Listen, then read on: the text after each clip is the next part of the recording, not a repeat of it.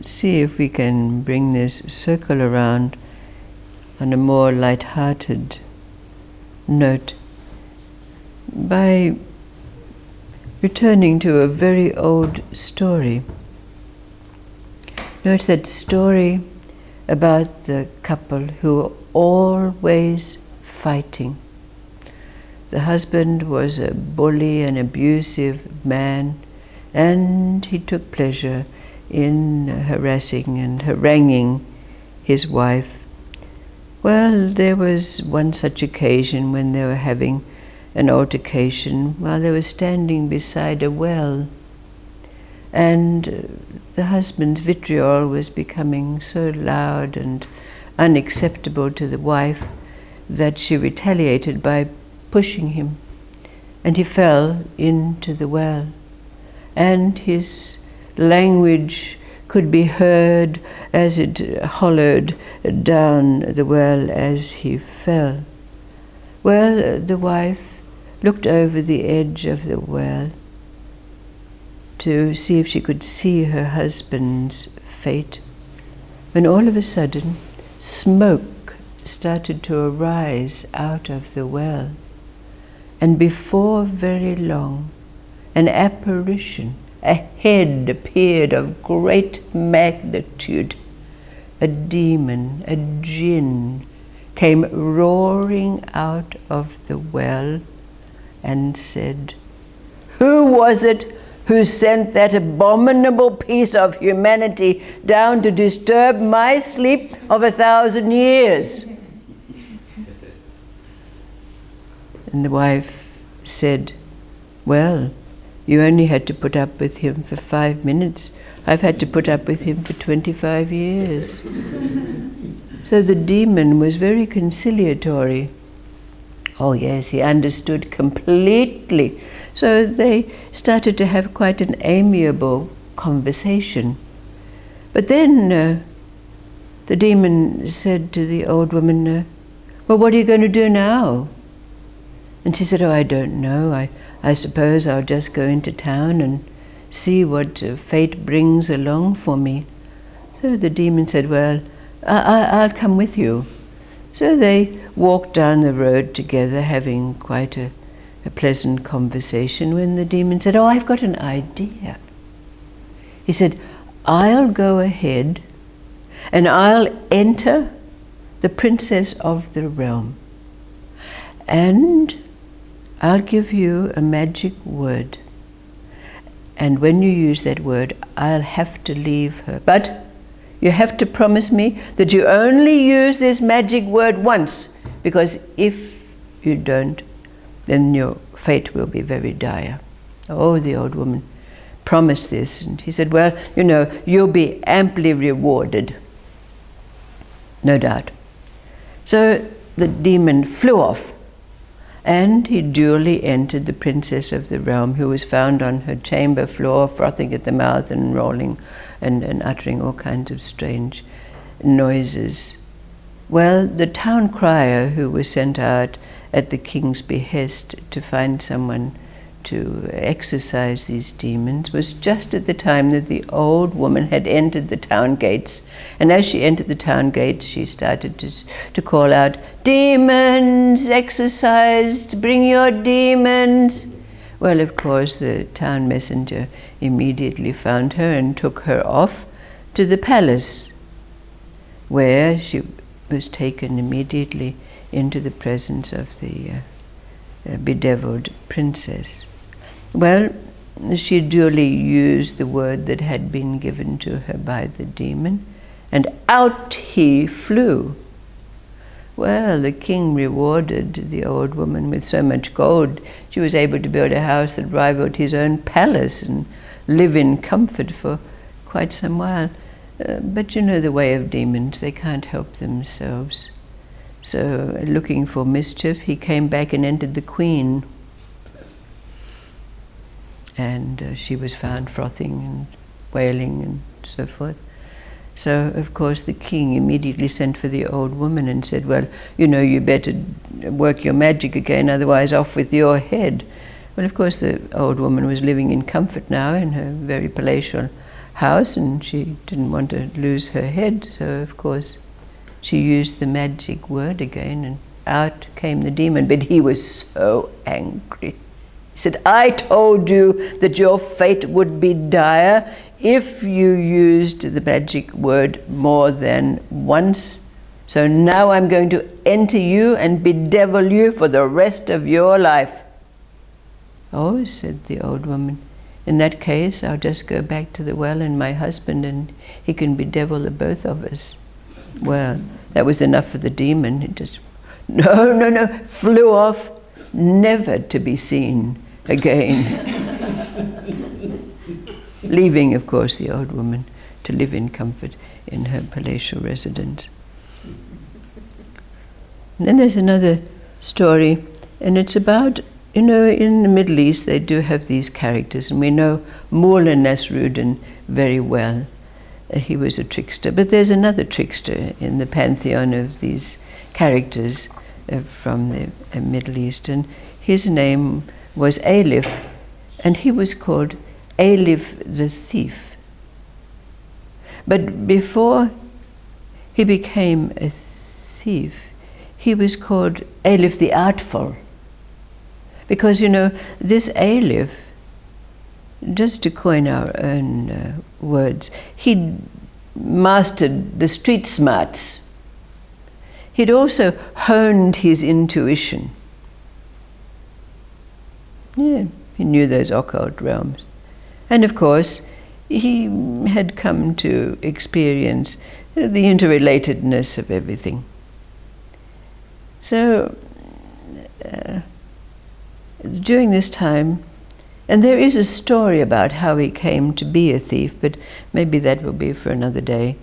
But as it so happened, Alif found himself in this city where everyone was wicked. Everyone was a thief in one way or another, deceitful. And it all came from the king himself, who was a rogue. And he acquired wealth, bleeding the people dry and so forth. You know how these beings are.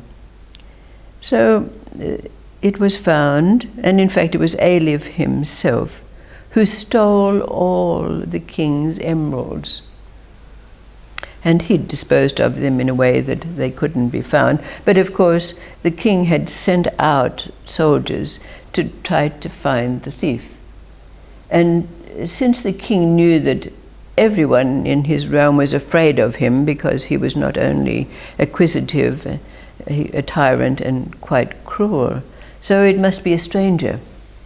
So the messengers were sent out to pick up a stranger, who, of course, happened to be Alif.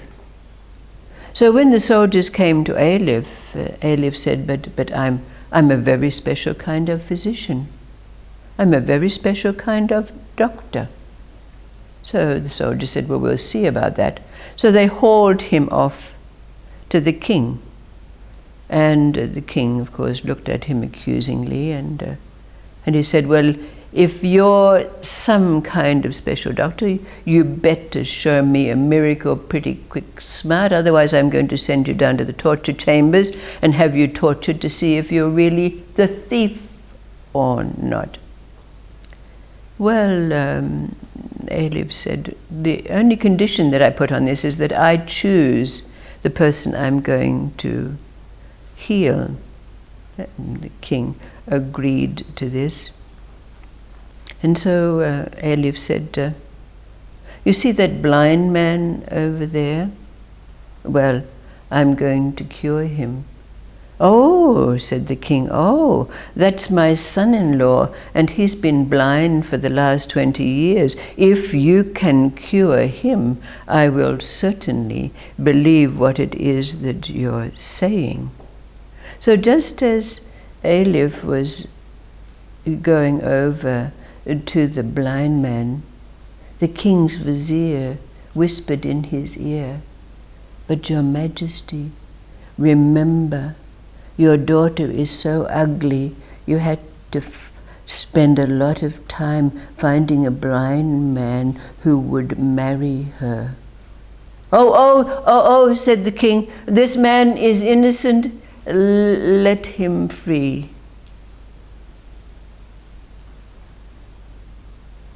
This is one of the stories of Aleph, the artful thief.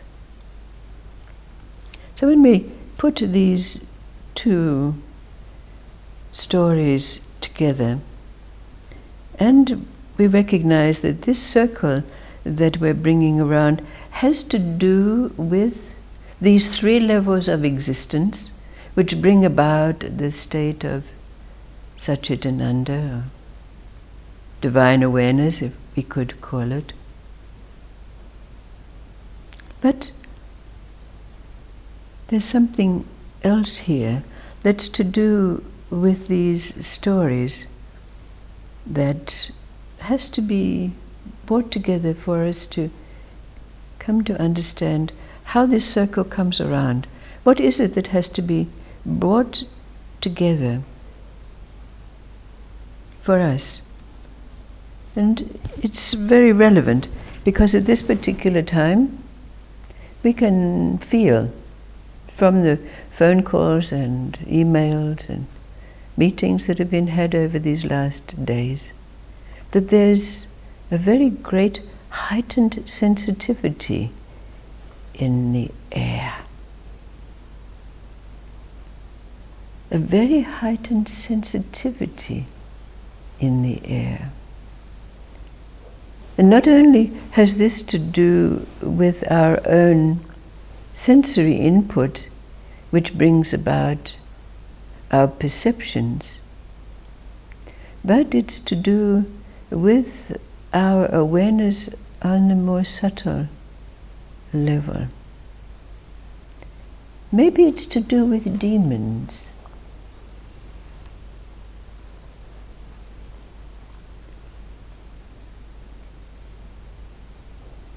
How do we put these together?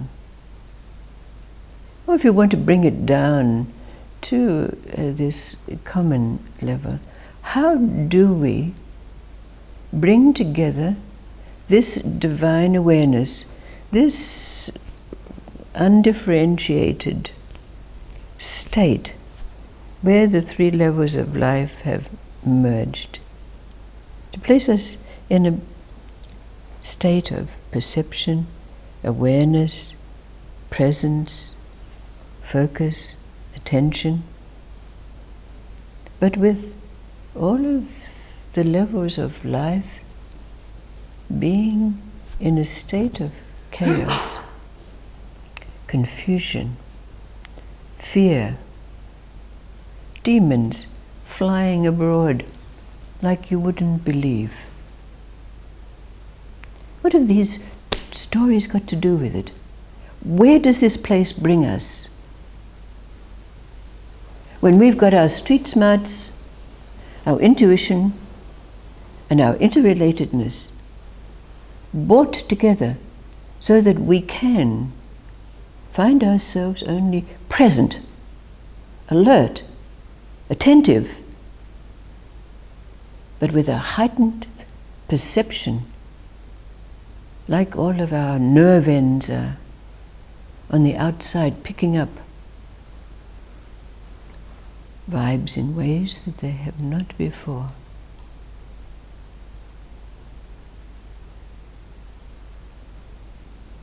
What do we do about this?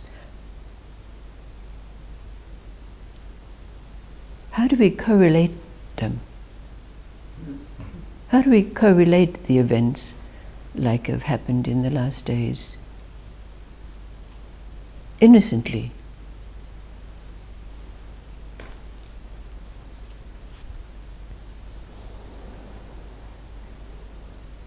How is this circle brought around?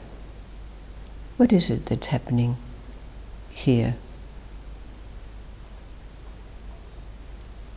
Well, I think at the beginning, like, we had the demons. The demons were our demons. And now, the demons aren't our demons. That's right.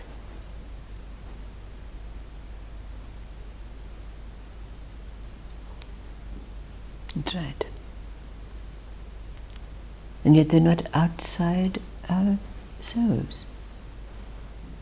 They Still trying to hang on. They do. So what's the clue here? What's the realization that's coming to us when we have these events swirling around relative to this state and place that we call Satchitananda? What is it that gives us the realization of what it is beyond that state? What is it in you that's not touched by these demons swirling around?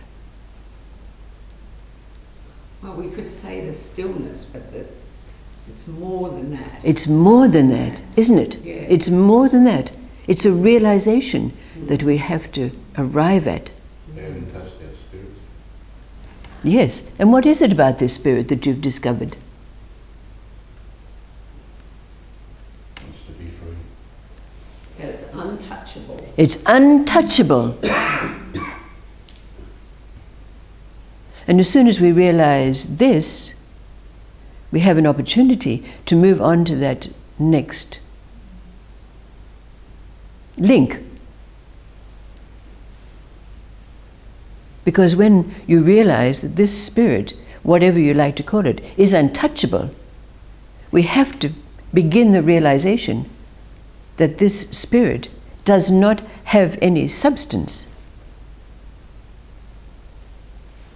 And when we realize it doesn't have any substance, the mind is ready to be able to accept itself as that which is the end of the journey, that emptiness, that vastness that the mind has tried to escape from all of its existence.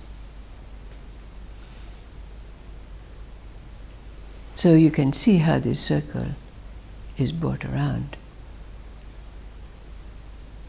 And having these demons abounding and recognizing that there is that which is not touched in us. We can't even go there. Can you go there about what's happening in the events of the world? Try to figure it out? Where you can play a part in it? What you could do about it? Nothing. Insubstantiality is a doorway that's been spoken of. When that link is closed, that link becomes the aperture through which we can pass. So what is it about you in this state now? This untouchability, recognizing that, as is said, the soul or the spirit is inviolable.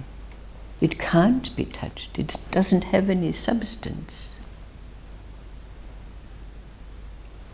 The next step has to be its acknowledgement of what insubstantiality is. The void, it's called. The abyss, it's called. Emptiness, it's called. There's no such thing. But until the mind can accept itself, it's an insubstantiality. We cannot move on. So there's a seriousness in these stories. But when we recognize their elements, we can see where we're at.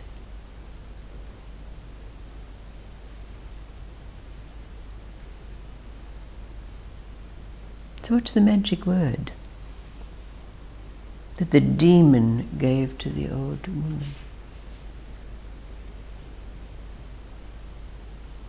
What's the magic word for us now that disallows our mind from being pulled out there, that can make demons real?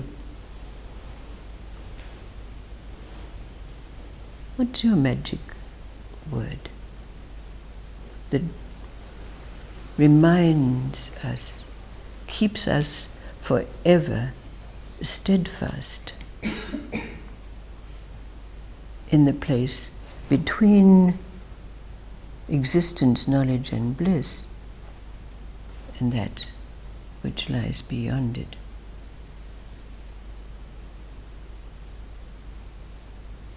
What is it?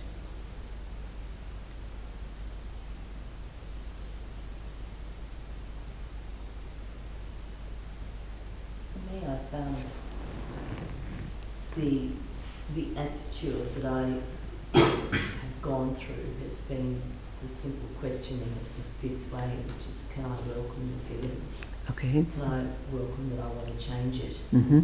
Can I welcome that it feels personal?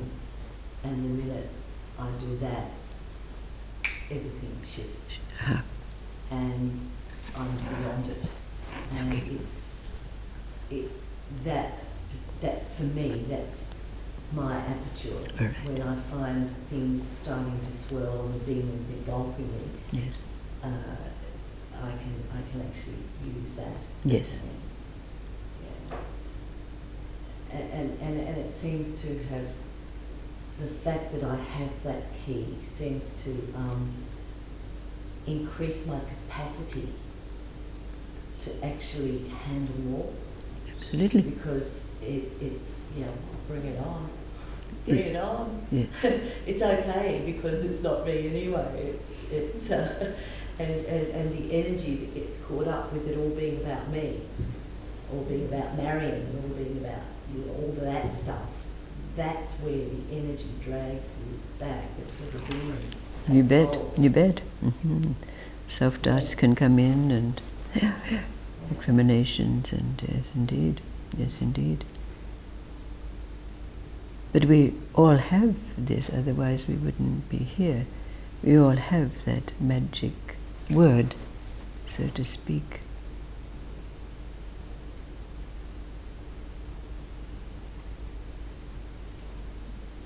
And when we recognize that, as you already experience, it releases a force that is very recognizable and puts us in a place where we can see the workings of that force without any doing at all. Isn't it so? Mm. Without any need for attention, focus, presence, perception. So it's beyond the mind, isn't it? So there, we bring our circle around. Thank you, thank you.